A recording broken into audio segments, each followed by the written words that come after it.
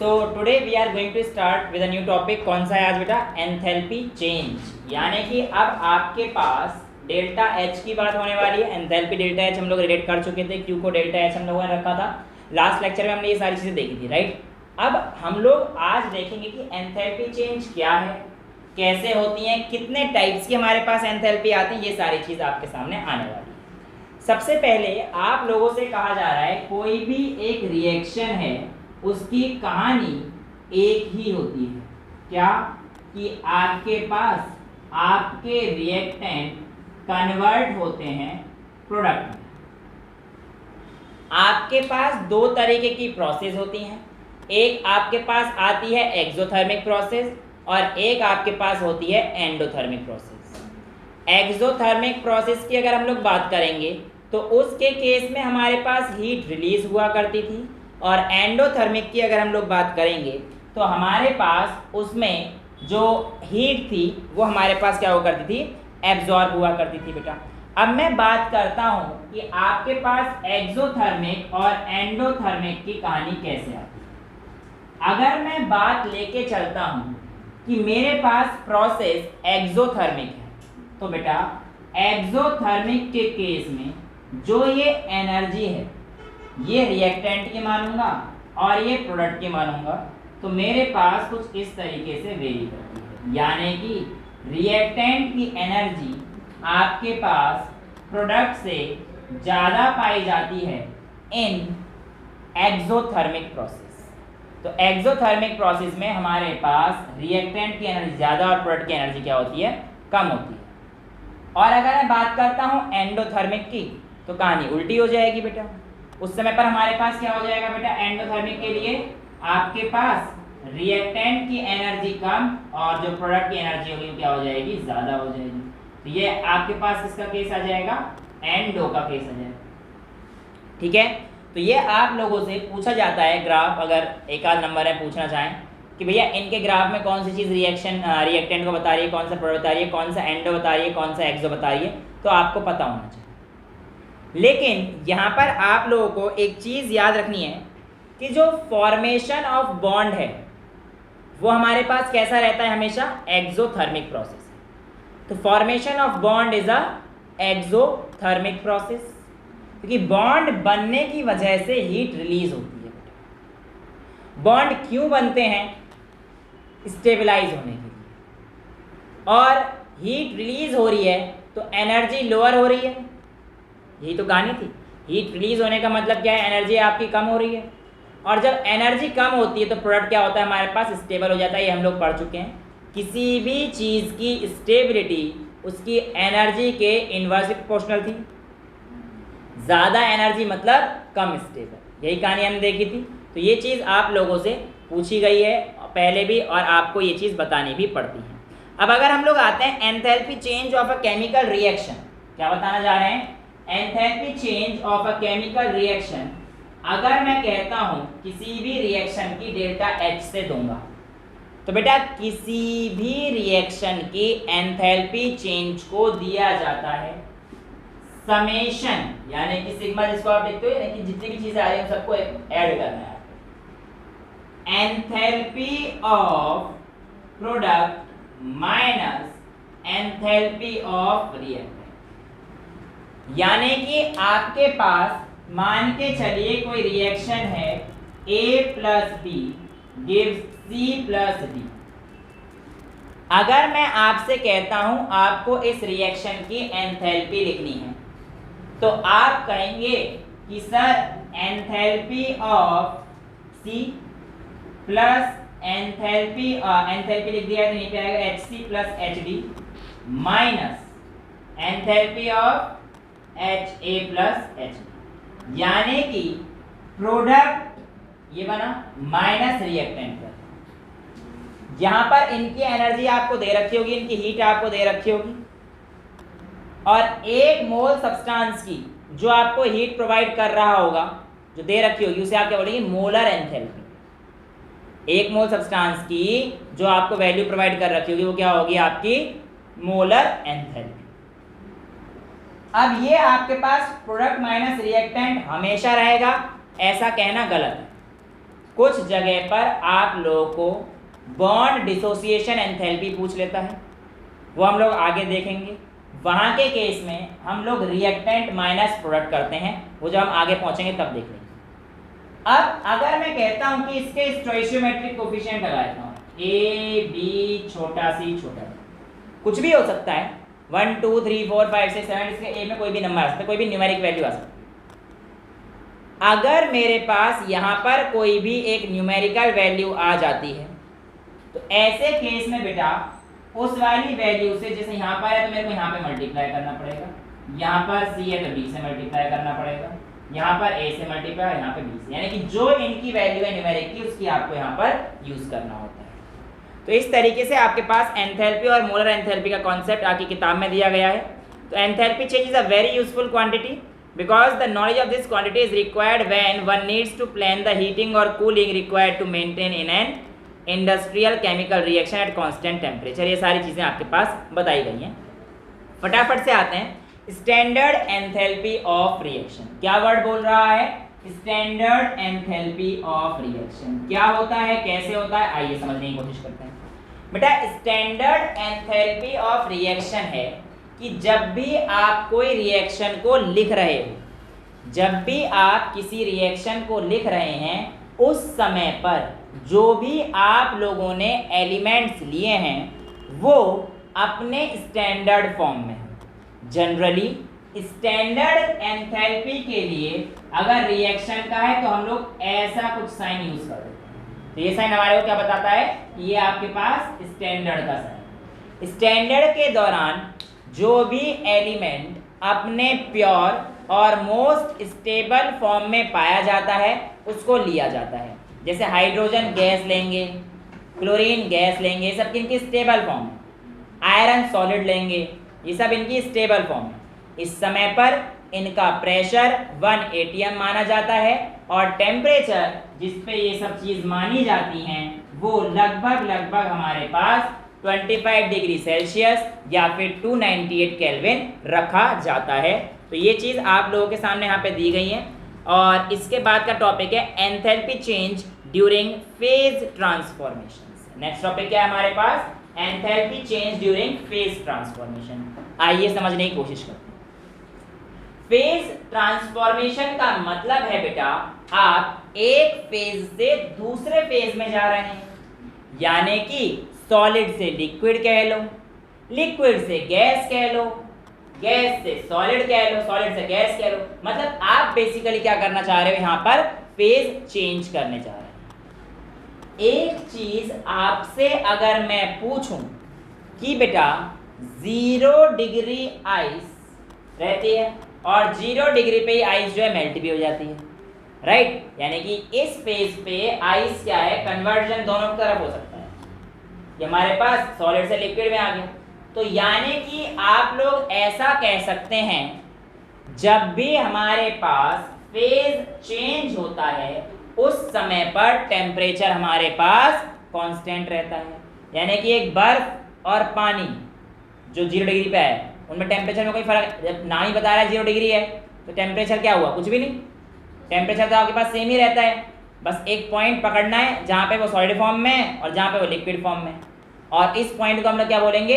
Phase transformation, जिसमें वो change हो रहा है, सॉलिड से लिक्विड में चेंज हो रहा है। अब 100 डिग्री पे पानी होता है बट उसी पॉइंट पे वो बॉइल भी हो जाता है, तो उस समय क्या हो गया? फेज चेंज हो गया है।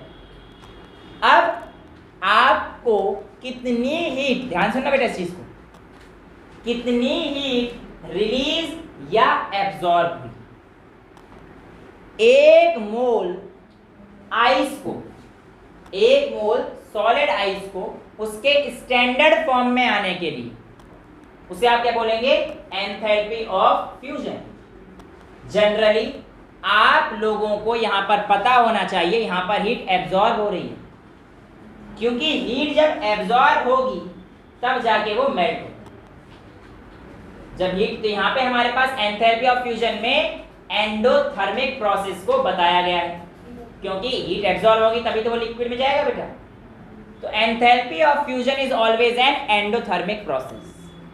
आपसे मैं एक क्वेश्चन अगर पूछता हूं कि मान के चलिए आपके यहाँ पर स्नोफॉल हो गई, आपके यहाँ पर स्नोफॉल, दिल्ली में नहीं होती है, मान चलो कुफरी मनाली शिमला वगैरह चले गए, स्नोफॉल हो गए। जैसे ही स्नोफॉल हुआ आपको ठंड लगेगी, दिसंबर जनवरी का महीना है, आप अकेले हैं और आप ब्लैंकेट में ओढ़ेंगे सोएंगे, ठंड लगेगी तो यही करोगे ना भैया, ऐसे क्या देख रहे हो, तो करोगे ना, ठंड लगेगी तो ब्लैंकेट ओढ़ोगे और सोओगे, आपको बहुत ज़्यादा ठंड है। अचानक सुबह आपको कैसा महसूस होगा जब आप ब्लैंकेट से उठोगे?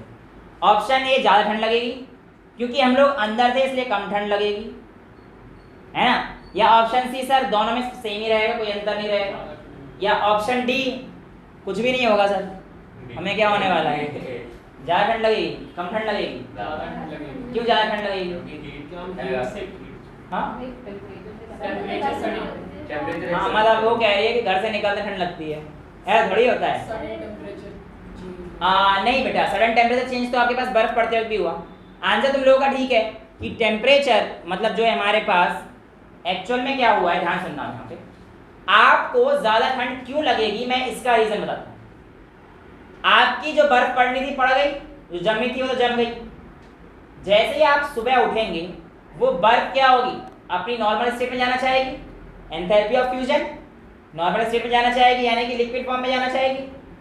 लिक्विड फॉर्म में जाने के लिए जो सराउंडिंग की हीट होगी वो उसी को तो एब्जॉर्ब करेगी, और सराउंडिंग की हीट अगर बर्फ एब्जॉर्ब कर लेगी तो आपको क्या लगेगी, ठंडी लगेगी। तो ये क्वेश्चन पूछा गया क्वेश्चन था कि अगर बर्फ पड़ती है तब ज़्यादा ठंड लगती है, बर्फ पड़ने के बाद अगले दिन ठंड, बर्फ पड़ने के बाद अगले दिन ठंडी लगती है, क्योंकि वो बर्फ सराउंडिंग की हीट को एब्जॉर्ब करती है पिघलने के लिए।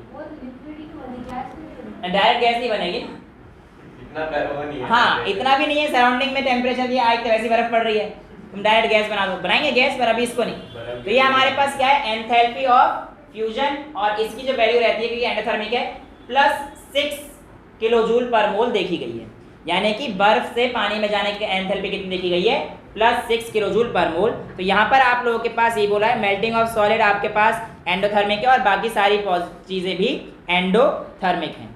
ठीक है, यहाँ पे ये चीज़ बोल रहा है water requires heat for evaporation, यही कहानी है भाई, वाटर को अगर इवेपोरेट कराना है तो उसे भी हीट दोगे आप, और एट कांस्टेंट टेम्परेचर जब ये बॉइल होता है तो क्या होगा कहानी, वही कि इसने हीट एब्जॉर्ब करी, लिक्विड और लिक्विड किस में कन्वर्ट हो गया, वेपर में।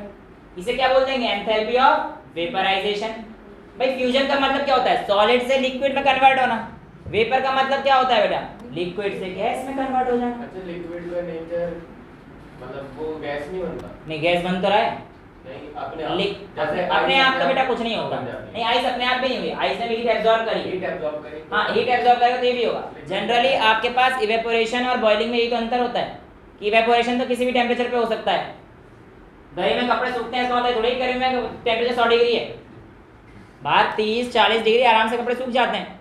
इवेपोरेशन किसी बॉइलिंग होने के लिए 100 डिग्री चाहिए, बॉइलिंग होने के लिए 100 डिग्री चाहिए होता है, बाकी तो हमारे पास कोई दिक्कत नहीं है। ठीक है, हाँ बिल्कुल उड़ेगा, बिल्कुल उड़ जाएगा, आप चेक कर लेना पानी को, हाँ हाँ हाँ इस कमरे में उड़ जाएगा बेटा, कैसी बात कर रहे हो, उड़ेगा बिल्कुल उड़ेगा, डिपेंड करता है सराउंडिंग का टेम्परेचर कितना है, इवेपोरेट तो पानी की प्रॉपर्टी है, हो जाएगा।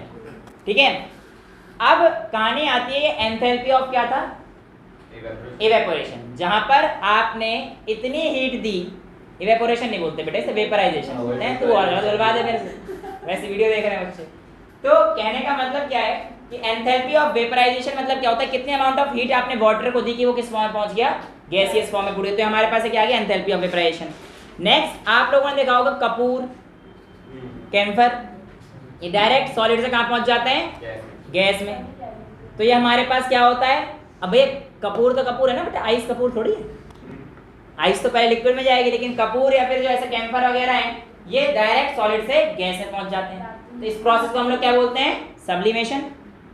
क्या बोलते हैं बेटा इस प्रोसेस को, सब्लिमेशन। और ये जो सब्लिमेशन प्रोसेस होता है हमारे पास, इस प्रोसेस में सॉलिड से डायरेक्टली गैस में जाना, तो इस एंथैल्पी को क्या बोलेंगे, एंथैल्पी ऑफ सब्लिमेशन। बस नाम में तो अंतर है और कुछ ज़्यादा अंतर थोड़ी है। तो यहाँ पर बोला गया है कि इसमें जो एंथैल्पी ऑफ सब्लिमेशन है, सॉलिड CO2 का ड्राई आइस में 195 केल्विन पे इसकी एंथैल्पी कितनी होती है, 73 किलो जूल पर मोल रहती है।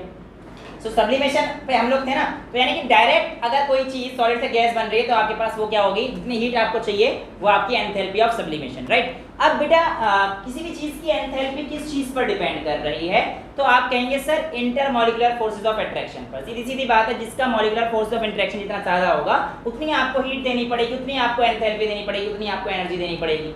एग्जांपल के तौर पर वाटर की हाइड्रोजन बॉन्डिंग काफी अच्छी होती है as compare to acetone. Acetone है ना, अगर आप एसीटोन में हल्का सा हीट देंगे तो वेपर बन जाएगा, लेकिन वाटर में हीट देने के लिए आपको थोड़ी ज्यादा अमाउंट ऑफ वाटर को वेपर बनाने के लिए आपको थोड़ी ज्यादा अमाउंट में हीट देनी पड़ेगी। तो यहाँ पर हमें क्या पता पड़ रहा है, जिसकी ज्यादा अच्छी इंटरमॉलिक्यूलर फोर्स ऑफ अट्रैक्शन होंगी, जितनी ज्यादा आपके पास बॉन्डिंग उनकी अच्छे से हो रखी होगी, उतनी आपको एनर्जी जो है ज्यादा देनी पड़ेगी, राइट। एक अच्छा क्वेश्चन आपके एनसीईआरटी यहाँ पर कहता है, problem number 6.7, a swimmer coming out of a pool, एक स्विमर है नहा के आ रहा है मस्त पानी से, with a film of water weighing about 18 ग्राम। कह रहा है जब वो तैर के आ रहा था, बाहर आ रहा होगा ऐसे अपने टशन में, और उसके ऊपर पानी कितना लगा हुआ है, अभी 18 ग्राम पानी उसके ऊपर लगा हुआ है उस आदमी के ऊपर। How much heat must be supplied to evaporate this water at 298 kelvin. उसने बोला है कितनी हीट सप्लाई करी जानी चाहिए कि ये जो पानी की फिल्म उसके ऊपर चढ़ी हुई है अभी, ये इवेपोरेट हो जाए।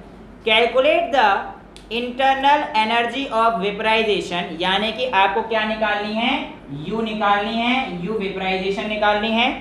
And provided that H vapour, यानी कि एंथैल्पी ऑफ वेपराइजेशन कितनी दे रखी है आपको, 44.01 किलो जूल पर मोल, यानी कि ये चीज हम लोगों को प्रोवाइड कर रखा है, राइट। अब बेटा हमारे पास यहाँ पर कुछ भी नहीं करना, पहले देखो पानी 18 ग्राम है तो 1 मोल के डिफाइन हो रहा है, और आपको पता है कि जो हमारे पास Q की वैल्यू थी वो कैसे आई थी, Q is equals to mc delta T आई थी, Q is equals to mc delta T आई थी, है ना। अब C की वैल्यू यहाँ पे इन्होंने स्पेसिफिक तो कर नहीं रखी है, तो इसको यूज नहीं करेंगे। तो सिंपली अगर मुझे यहाँ पर अमाउंट ऑफ हीट निकालनी पड़े तो यहाँ पर H वेपराइजेशन C से दे रखा है, ये वैसे स्पेसिफिक हीट वाटर की फिक्स होती है, बट इसका यूज ही नहीं करना हमें तो, क्योंकि हमें सीधे से क्या दे रखा है, enthalpy of vaporisation delta H की वैल्यू में दे ही रखी है, और नंबर ऑफ मोल्स पानी कितने हैं, मास अपॉन मोलर मास कर देंगे तो हमारे पास नंबर ऑफ मोल्स 1 आ गए। तो यानी कि एंथैल्पी हमारे पास कितनी आ जाएगी, N into enthalpy of vaporisation, तो मेरे पास जो हीट आई है वो मेरे पास कितने आ जाएगा, 1 इंटू 44.01। तो सिंपल आई कहानी, लेकिन पूछा क्या था हमारे पास, U पूछा था। तो हमने कल जो डेरिवेशन करी थी उसके अकॉर्डिंग H और U कैसे रिलेट हुआ करते बेटा, याद कीजिए, H is equal to U plus P times delta V।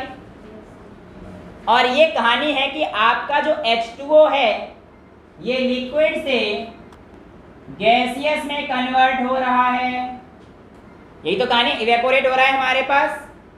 कहानी क्या है, ये इवेपोरेशन चल रही है हमारे पास, तो लिक्विड से गैसेस में कन्वर्ट हो रहा है।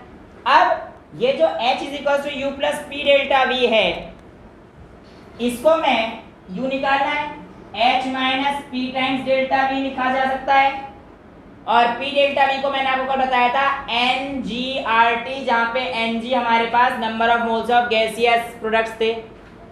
अब यहाँ पे Ng देखो, H2O गैस यहाँ पर है और H2O लिक्विड यहाँ पर है, तो यहाँ पे 1 यहाँ पे 0, गैसेस तो कुछ भी नहीं है, Ng यहाँ पे 1 माइनस 0 तो 1 आ गया आपके पास, तो Ng इज इक्वल टू 1, तो U is equal to H minus NGRT। Temperature आपको प्रोवाइडेड 298, R आपको पता है 25/3 या 8.314, माइनस 1, H की वैल्यू 44.1, माइनस करेंगे तो 41 पॉइंट समथिंग आएगा, आपका आंसर आपके सामने दे चुके हैं, ठीक है।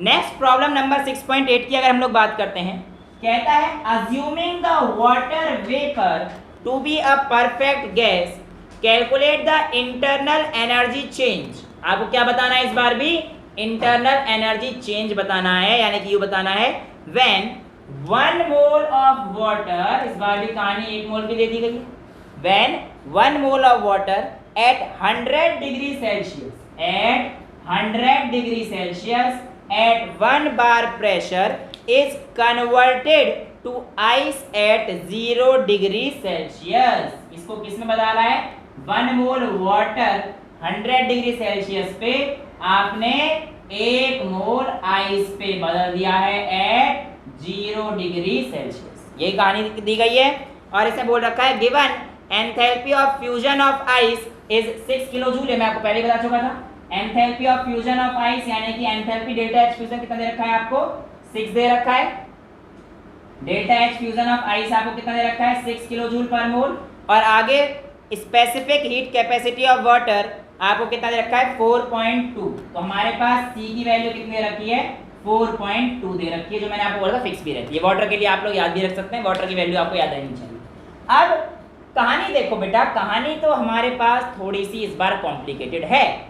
एक्चुअल में क्या है कि जो 1 मोल पानी है 100 डिग्री सेल्सियस पे अभी, और आपसे पूछा है जब ये 0 डिग्री सेल्सियस पे आएगा वो भी आइस पे, तब की कहानी पूछी है। पहले तो यहाँ पर आप लोग निकालेंगे कि आपके पास आपकी एंथैल्पी या फिर Q कितना है, क्योंकि Q is the amount of heat. पर इससे इस स्टेज पे लाने के लिए आपको 100 डिग्री सेल्सियस वाले को पहले 0 डिग्री सेल्सियस लिक्विड पे लाना पड़ेगा, और फिर आपके पास 0 डिग्री सेल्सियस जो लिक्विड का होगा इससे 0 डिग्री सेल्सियस आप सॉलिड स्टेट पर लेकर आएंगे। यानी कहानी एक स्टेप में नहीं हो सकती। अब ये आपसे आइस का पूछा था और दे रखा था 100 डिग्री सेल्सियस लिक्विड, और अगर ये वेपर देते तो पहले आपको यहां से पहले किस में आना पड़ता लिक्विड में, फिर लिक्विड से 0 डिग्री पे, फिर 0 डिग्री से फिर 0 डिग्री सॉलिड पे। तो कहानी तो हमारे पास अब अलग चलने वाली है। तो अब मैं अगर दोनों के अलग अलग हीट निकालने में सक्षम हो जाता हूं तो मेरे पास आंसर आने की संभावनाएं बन जाएंगी। आइए पहले इस स्टेप में जब मेरा 100 डिग्री सेल्सियस लिक्विड से 0 डिग्री सेल्सियस लिक्विड तक पहुंचा उस समय पर कितनी हीट लगी होगी, तो मैं कह सकता हूं कि Q बराबर mc डेल्टा T से निकाल लूंगा। डेल्टा T क्या होगा मेरे पास T2 माइनस T1 होता है। T1 कितना था 100 डिग्री सेल्सियस, T2 कितना है 0 डिग्री सेल्सियस। मैंने कहा था चेंज करने की जरूरत नहीं है, क्योंकि जब माइनस करते हो तो डिफरेंस सेम आएगा। करके देख लो 373 और 273 और 0 माइनस 100, आंसर सही आना है। ठीक है। m 1 मोल की बात करेंगे तो मास कितना आ जाएगा 18 ग्राम पानी का।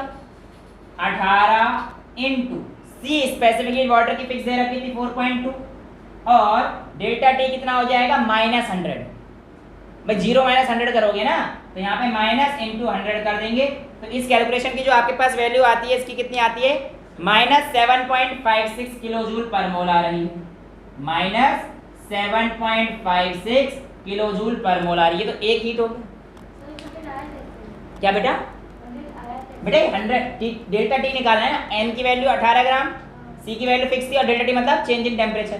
चेंज इन टेम्परेचर कैसे लिखेंगे T2 माइनस T1। T2 हमारे पास कितना आ गया 100 से 0 डिग्री पे गए हैं ना, तो T2 हमारे पास 0 और T1 100, तो 0 माइनस 100 करोगे तो कितना आएगा -100। तो ये आपके पास वैल्यू ये आ जाएगी। क्लियर। अब आपसे अगला जो स्टेप था वो था यहाँ से यहाँ का। ध्यान रहे एग्जामिनर बड़ा चालाक है, एनसीईआरटी बड़ी चालाक है। उसने कहा है enthalpy of fusion of ice 6 kilo joule per mole है। Enthalpy of fusion of ice 6 kilo joule per mole है, बट यहाँ पे प्रोसेस उल्टा हो रहा है, लिक्विड से सॉलिड में जा रहा है। फ्यूजन का मतलब क्या है सॉलिड से लिक्विड की 6 है, लेकिन प्रोसेस कौन सा पूछ रहा है लिक्विड सॉलिड की। तो इसका आंसर कितना आ जाएगा -6। 6 नहीं लिखेंगे -6 लिखेंगे। क्यों? कि हमारे पास सॉलिड से लिक्विड नहीं है, लिक्विड से सॉलिड जा रहा है, तो वही एंथैल्पी रिवर्स हो जाती है बस। तो यहाँ पर आपके पास क्या आ जाएगा, ये H1 आ गई और ये H2 कितनी आ जाएगी -6। टोटल एंथैल्पी और चेंज हुआ वो कितना आ जाएगा आपके पास H1 प्लस H2, यानी कि -7.56 -6 कर देंगे तो -13.56 आ जाएगा। अभी आपसे इंटरनल एनर्जी पूछी थी, और ये प्रोसेस किसमें सॉलिड से लेकर लिक्विड में। तो बेटा internal energy U is equals to H minus P delta V, और पी डेल्टा वी मतलब NgRT। दो रीजन, एक Ng 0 है, गैस के तो मोल है ही नहीं। दूसरा क्योंकि गैस था ही नहीं कहीं पे, तो हम लोग गैस को कंसीडर नहीं करेंगे इस बार। फिर हम लोग कैसे 0 बनाएंगे इसे। एक्चुअल में जब भी हम लोग सॉलिड से लिक्विड जाते हैं तो वॉल्यूम चेंज 0 होता है। जितनी आइस थी उतना ही तो पानी बना। नेग्लिजिबल क्या होता है थोड़ा बहुत चेंज, बट वो नेग्लिजिबल मान के चलते हैं। तो डेल्टा V 0 है, तो यहाँ पर देखो पी डेल्टा वी में डेल्टा वी 0 हो गया, तो इस बार भी आपका u किसके इक्वल हो जाएगा, h के। तो आपकी u और h, इस बार h आपके पास h1 प्लस h2 करके आएगा, तो जो वैल्यू h की आएगी वही आपके पास u की आएगी। ये आपका छोटा सा क्वेश्चन था जो आपकी एनसीईआरटी आपको बताना चाह रही थी। नेक्स्ट टॉपिक पर चलते हैं, standard enthalpy of formation. Important topic है, आसान सा है, पर बच्चे थोड़ी सी गलती इसमें कर देते हैं। क्या गलती करते हैं आइए समझते हैं। तो बेटा अगला जो टॉपिक है हमारे पास वो है स्टैंडर्ड एंथैल्पी ऑफ फॉर्मेशन। तो हमने अभी देख लिया स्टैंडर्ड एंथैल्पी इतनी सारी देखते आ रहे हैं, फ्यूजन ये वो। अब आते हैं फॉर्मेशन, यानी कि एंथैल्पी का साइन ये डेल्टा एच और एफ लगा देना, बन गया एंथैल्पी ऑफ फॉर्मेशन। क्या होता है देखो बेटा, किसी भी एक मोल सब्सटेंस का बनना किसी भी एलिमेंट से, बट जरूरी है कि वो एलिमेंट अपने नेचुरल फॉर्म में हो। बिल्कुल समझ में नहीं आया, ऐसा समझो H2 और O2 से अगर H2O बनेगा तो H2O किससे बना है, हाइड्रोजन और ऑक्सीजन से, और ये हाइड्रोजन और ऑक्सीजन की नेचुरल फॉर्म। और अगर ये एक मोल बना है, मान के चल रहा हूं, तो ये एंथैल्पी ऑफ फॉर्मेशन कहलाई जाएगी। नेचुरल फॉर्म जैसे कि हाइड्रोजन की H2 गैस, ऑक्सीजन की O2 गैस, सल्फर की S रोम्बिक सल्फर, ये सारी उनकी नेचुरल फॉर्म है। और जब इनका एक एक मोल, यानी कि यहाँ पर जो इनके कंपाउंड लोगे, इससे आप एक मोल सब्सटेंस बनाओगे, एक मोल ही बनना चाहिए, तो वो स्टैंडर्ड एंथैल्पी ऑफ फॉर्मेशन में आएगी। जैसे कि C+O2 से CO2 बन रहा है, परफेक्ट इक्वेशन है एंथैल्पी ऑफ फॉर्मेशन। लेकिन calcium oxide plus carbon dioxide से CaCO3 बना रहे, बनते यहाँ पे भी एक बोल रहा है, बट ये कैल्शियम ऑक्साइड कार्बन, ये नेचुरल फॉर्म नहीं है अपनी, इसे एंथैल्पी ऑफ फॉर्मेशन में काउंट नहीं करते हैं। इसके अलावा अगर आपके पास कोई reaction H2 plus Br2 gives 2 times HBr, ये नॉर्मल फॉर्म में, ये नॉर्मल फॉर्म में, तो ये रिएक्शन कैसी होनी चाहिए, एंथैल्पी ऑफ फॉर्मेशन की होनी चाहिए थी, लेकिन 1 मोल नहीं है, 2 मोल आ गए। तो अगर आपको इसको स्टैंडर्ड एंथैल्पी ऑफ फॉर्मेशन बनाना है तो आपको प्रोडक्ट में क्या करना पड़ेगा बेटा, 1 मोल बनाना पड़ेगा। तो आप ऐसा लिख सकते हो 1/2 H2 plus 1/2 Br2 gives HBr। हाँ, ये कहानी बन जाएगी आपकी, और ये कहानी आपके पास एंथैल्पी ऑफ फॉर्मेशन की कहलाई जाएगी। तो जो आपकी एनसीईआरटी यहाँ पर लिखती है आगे H2 plus half O2 gives H2O, perfect है। इसमें बोला है कि एंथैल्पी ऑफ फॉर्मेशन -285 है, यानी कि हमारे पास एक्सोथर्मिक प्रोसेस है, ये तो अब आप जान चुके हैं। अगला देखिए, कार्बन प्लस 2 हाइड्रोजन ने मिलाकर CH4 दिए हैं, तो ये भी हमारे पास ठीक है। देखो मैं इधर तो 2 हाइड्रोजन ले सकता हूँ, कोई दिक्कत नहीं है, होने कैसे चाहिए भाई, मैं कह रहा हूँ C+2H2 gives CH4, इसमें क्या दिक्कत है, 1 मोल बन रहा है, ये अपने नेटिव स्टेट में है, कोई दिक्कत नहीं, परफेक्ट। इसके 2-3 मोल से दिक्कत नहीं, इसका 1 मोल बनना चाहिए, नेटिव स्टेट में होना चाहिए, रिएक्टेंट नेटिव स्टेट में होना चाहिए, और प्रोडक्ट का हमारे पास क्या होना चाहिए, 1 मोल रहना चाहिए। इस तरीके से आप लोगों के पास ये कहानी आती है। अब एनसीईआरटी यहाँ पर यही चीज बोलती है कि standard molar enthalpy of formation, enthalpy of reaction का ही तो केस है। एंथैल्पी ऑफ रिएक्शन क्या करते हैं हम लोग, प्रोडक्ट माइनस रिएक्टेंट करके एंथैल्पी ऑफ रिएक्शन निकाल देते थे। और ये जो हमारे पास एंथैल्पी ऑफ फॉर्मेशन है, रिएक्शन का एक पार्ट ही तो है, जिसमें हम कहानी किसकी बता रहे हैं, 1 मोल की बता रहे हैं, और कोई अंतर थोड़ी है। वहां पे 3-4 मोल की बताया करते थे, प्रोडक्ट माइनस रिएक्टेंट करते समय मैंने बताया 2 - 3 4 कुछ भी ले सकते थे, ABCD की जगह, अंतर थोड़ी उसी का पार्ट है। तो यहाँ पर यही चीज इसने आगे बोल रखी है कि CaO CO2 ये नहीं है, क्योंकि ऐसा है, एक एनसीईआरटी में करेक्शन कर लीजिए बेटा जो आपके पास है। नीचे रिएक्शन देखिए, also for the reaction given below enthalpy of formation for HBr दे रखा है, यहाँ पे दे रखा है H2 plus Br2 gives 2 HBr। किसी किसी किताब में इसमें एंथैल्पी ऑफ रिएक्शन -178.3 दे रखा है बेटा, इसको करेक्ट करके 72.8 कर दीजिए माइनस का, इसको करेक्ट करके माइनस का 72.8 कर दीजिए। अच्छा, अब ये स्टैंडर्ड एंथैल्पी ऑफ फॉर्मेशन तो नहीं है, तो इसमें आपको क्या करना पड़ेगा, हाफ से डिवाइड करना पड़ेगा। यानी कि इसकी जो स्टैंडर्ड एंथैल्पी ऑफ फॉर्मेशन आएगी वो कितनी आएगी, -72.8 तो हमारे पास इस रिएक्शन की थी, 72.170 नहीं 72.8 ऑनली। ये तो इसकी दे रखी है आपको, मैं आपसे कह रहा हूं इस रिएक्शन की कितनी होगी। तो मैंने क्या किया, सारी रिएक्शन को हाफ से डिवाइड किया, तो इसका मतलब इसकी एंथैल्पी को भी मैं अगर 2 से डिवाइड कर दूंगा तो मेरे पास जो वैल्यू आएगी 36.4 वो इस रिएक्शन की रह जाएगी हाफ वाले के लिए। तो इसकी स्टैंडर्ड एंथैल्पी ऑफ फॉर्मेशन कितनी हो गई, 36.4। सिंपल सा टॉपिक है भाई, हीट को हमने हाफ से डिवाइड कर दिया, ये सारी चीजें आ गई। अब दूसरी चीज, बाय कन्वेंशन, सुनना ध्यान से, बाय कन्वेंशन अगर मैं सिर्फ इसकी वैल्यू लेता हूं या इसकी वैल्यू लेता हूं, एक पर्टिकुलर वैल्यू, तो बाय कन्वेंशन अगर जो एलिमेंट मेरे पास नेटिव स्टेट में पाए जाते हैं उनकी एंथैल्पी ऑफ फॉर्मेशन क्या पाई गई है, 0। यानी कि अगर H2 का बोलेगा तो एंथैल्पी ऑफ फॉर्मेशन सिर्फ H2 का लूंगा तो कितना आएगा, 0 आ जाएगा। ये अभी हम लोग आगे देखेंगे भी। जैसे यहाँ पे बोला गया है, suppose you are chemical engineer, मान लो, मानने में क्या जा रहा है, एनसीईआरटी भी कह रही है तुम ऐसे हो और आपको बताना है how much heat is required to decompose calcium carbonate into calcium oxide and carbon dioxide, right. तो यहाँ पर आपको क्या निकालना है बेटा, बॉन्ड एंथैल्पी कैलकुलेट करनी है बेसिकली। और एंथैल्पी ऑफ रिएक्शन मैंने आपको बताया था क्या करते हैं, प्रोडक्ट माइनस रिएक्टेंट। अब आपको इन सब की वैल्यू दी होंगी कि आपके पास इसकी वैल्यू कितनी है, इसकी वैल्यू कितनी है, तो देखो आप यही कर रहे हो ऊपर प्रोडक्ट माइनस रिएक्टेंट। तो प्रोडक्ट में आपके पास क्या है, CaO और CO2। इसकी जो एंथैल्पी है ये आपको कितनी दे रखी हैं, CaO की है बेटा आपके पास 635.1 और जो CO2 है इसकी है -393.5, ठीक है। देखो ध्यान से देखो, मैं आपको बता देता हूँ लिस्ट में जो वैल्यू दे रखी है, इसने पूछा है कि आपके पास इसकी जो है एंथैल्पी ऑफ फॉर्मेशन कितनी है, रिएक्शन कितनी है, तो आप कह देना सर हमारे पास इसका उल्टा करना है बेसिकली, CaCO3, इससे आपको CO2 और CaO मिला है, राइट। आपसे पूछा है काम कैसे चलेगा, बेटे काम ऐसे चलेगा, product minus reactant, summation of product enthalpy of product minus summation of enthalpy of reactant. Product में मेरे पास ये दोनों है, अब आपको दे रखा है प्रोडक्ट में CaO की जो वैल्यू है ये -635 है और CO के पीछे कोफिशिएंट कितना है 1, तो 1 इंटू इतना, प्लस दूसरा प्रोडक्ट क्या है CO2 की जो वैल्यू है -393.5 ब्रैकेट में -393.5 माइनस रिएक्टेंट CaCO3 1 मोल है, तो माइनस इंटू -1 ही करूंगा क्योंकि 1 मोल है, और CaCO3 की वैल्यू होती है -1206.9।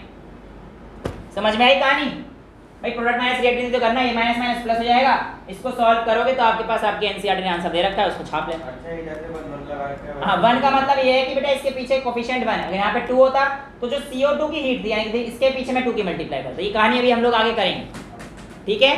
तो ये चीज़ आप लोगों से पूछी जाती है कि आप कैसे सॉल्व करेंगे, तो आपके सामने आपको मैंने बता दिया है। नेक्स्ट टॉपिक है हमारे पास थर्मोकेमिकल इक्वेशंस। कौन सा है, थर्मोकेमिकल इक्वेशंस। अगर हम लोग बात करते हैं थर्मोकेमिकल इक्वेशंस की, तो बेटा एक बार आप नीचे देखिए, आपने थर्मोकेमिकल इक्वेशन नीचे देखिए, इथेनॉल की इक्वेशन दे रखी है C2H5OH, इसने ऑक्सीजन के साथ रिएक्ट करके कार्बन डाइऑक्साइड और H2O दे रखे हैं, राइट। अब इन सब की आपको वैल्यूज अगर दे दें तो आप क्या इनका एंथैल्पी ऑफ रिएक्शन निकाल सकते हैं, आराम से निकाल सकते हैं प्रोडक्ट माइनस रिएक्टेंट करके। जैसे कि इसने बोला है, लेट अस कंसीडर, एक सिचुएशन करते हैं कि आपके पास आगे Fe2O3 दे रखा है, देखिए क्या दे रखा है, सिंपल सी रिएक्शन दे रखी है Fe2O3 प्लस 3 टाइम्स H2, ये आपको कहता है 2 Fe सॉलिड में प्लस 3 H2O लिक्विड में। आपको बताना है कि इसकी एंथैल्पी ऑफ फॉर्मेशन क्या है, तो क्या करोगे आप, प्रोडक्ट माइनस रिएक्टेंट, यही चीज करनी होती है। प्रोडक्ट माइनस रिएक्टेंट करते समय आप किस चीज का ध्यान देंगे कि हमारे पास प्रोडक्ट तो ये है और रिएक्टेंट ये है, राइट। अब ये एंथैल्पी ऑफ फॉर्मेशन आपको दे रखा है, H2O का आपको दे रखा है 285.83, कितना दे रखा है 285.83। मान के चलो इसका मैंने 50 दे दिया, तुम्हें किताबें नहीं दिया, मैंने 50 दे दिया, मान के चलो मैंने इसका तुम्हें 20 दे दिया, ठीक है, और इसका तुम्हें Fe2O3 का -824.2 दे रखा, ठीक है। अब आपको निकालना तो वही है बेटा, क्या, प्रोडक्ट माइनस रिएक्टेंट, तो कर दो फटाफट से। प्रोडक्ट में आपको कितना दे रखा है 3H2O, तो आप कहेंगे सर ये माइनस का दे रखा है, हाँ जी, तो आप कहेंगे सर माइनस का 3 इंटू 285.83, राइट भाई, तो माइनस समझ गए ना, इधर लगेगा, एक ही बात है, 3 के इधर मल्टीप्लाई करके सिर्फ 3 है, समेशन इसका product minus reactant plus XO का प्लस 50 दे रखा था बेटा, लेकिन इसको नहीं लेंगे, अभी तो समझाया मैंने आपको, जो एलिमेंट आपके स्टैंडर्ड स्टेट में होते हैं बाय कन्वेंशन उनका HF 0 होता है, तो मेरे 50 मजाक में दे दिया था, आपकी किताब लिखती है बाय कन्वेंशन ये Fe 0 है और H2 भी नॉर्मल स्टेट में है, तो ये भी 0 हो जाएगा, तो 3 into 285.83 plus product minus reactant होता है, तो यहाँ पे प्लस लाइए, प्रोडक्ट ये आ गया माइनस रिएक्टेंट एक ही है, तो माइनस 824.2 माइनस का है, तो ये आप लोग ऐसे सॉल्व कर देंगे, तो आपके पास जो आपका आंसर आएगा ये आता है माइनस 33.3 किलो जूल, तो ये आपके पास ऐसे सामने आ गया।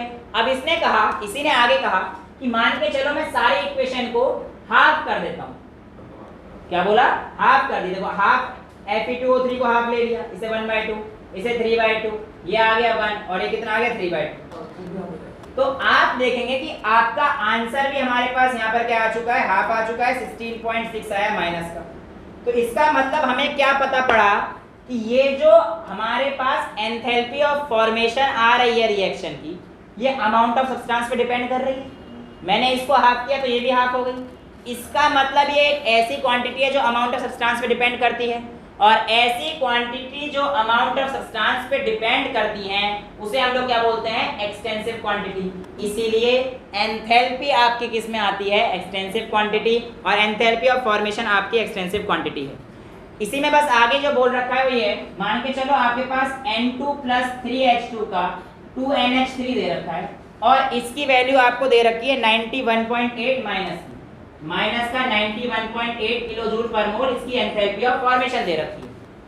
तो आपसे पूछेगा कि NH3 की कितनी हो जाएगी अगर उल्टी रिएक्शन कर दूं, NH3 gives N2 plus 3H2, अगर मैं बेटा ऐसे करता हूँ रिएक्शन को रिवर्स करने पर ये चीजें भी हमारे पास रिवर्स हो जाती हैं, और इसका जो एंथैल्पी ऑफ फॉर्मेशन आएगा वो हमारे पास प्लस का 91.8 आ जाएगा। इस तरीके से आप लोगों का ये टॉपिक खत्म हो जाता है एंथैल्पी ऑफ फॉर्मेशन, और जो अगला टॉपिक है वो हम लोग अगली क्लास से करेंगे हेस लॉ, क्योंकि वो इंपॉर्टेंट है और थोड़ा सा लेंथी भी रहेगा, और लेकिन इन सब का यूज करेंगे।